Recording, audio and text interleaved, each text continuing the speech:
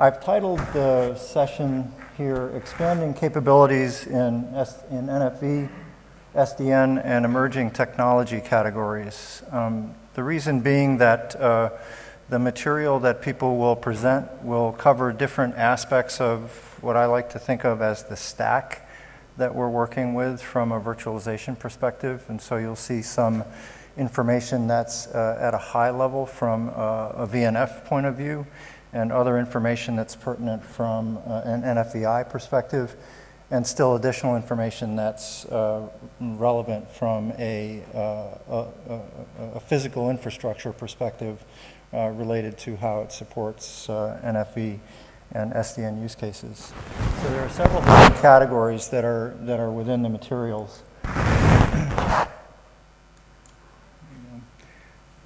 Just by way of context to get us thinking about the topics that our guests will be presenting about, the first thing that I want to point out from an evolution point of view is something that you have heard a fair amount about this week and probably in your work, which is the growth of use cases and infrastructure deployments toward the edge of operator networks, one use case at a time.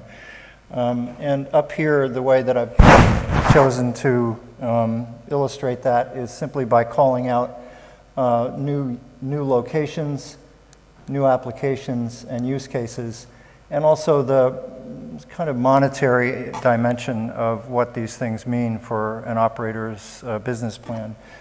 So ranging from IoT to video content delivery, multi-access edge computing, augmented reality, virtual reality as time progresses, and edge cloud resources for general purpose application delivery closer to the end user. You can imagine this topology expanding on a variety of sizes based on your own environment. The main point is that on each of these vectors, you might find use cases that suppliers are beginning to support and operators are wanting to deploy.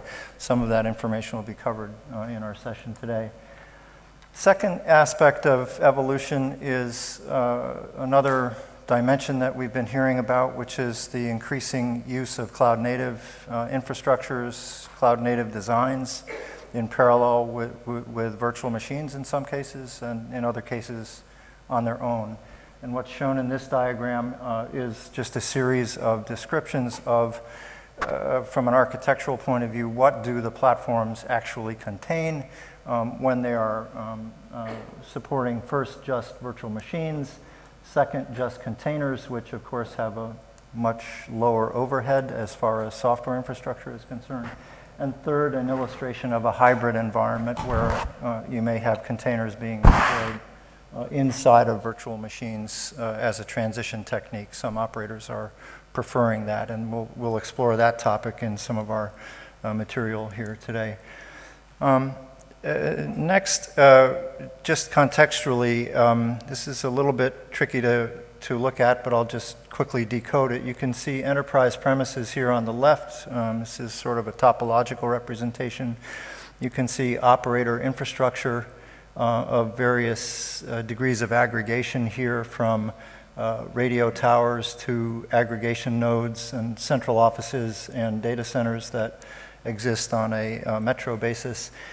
All of these locations have developments and transformations happening in them that some of our speakers will address, ranging from residential broadband to business services to mobile service infrastructures and so forth.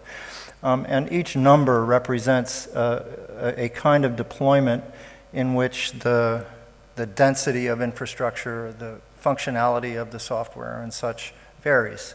It goes from quite compact at a CPE level to quite expansive at a more of an aggregation data center level. And the various innovations that people will be discussing, we'll get into those considerations one by one. An additional area that we'll be hearing about is shown here, represented by the diversity of processors that is increasingly being used for specialized edge cases. sometimes GPUs for analytics, sometimes special accelerator processors that are different from normal general-purpose CPUs.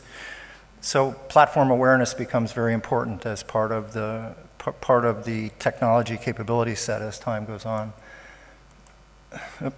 Excuse me.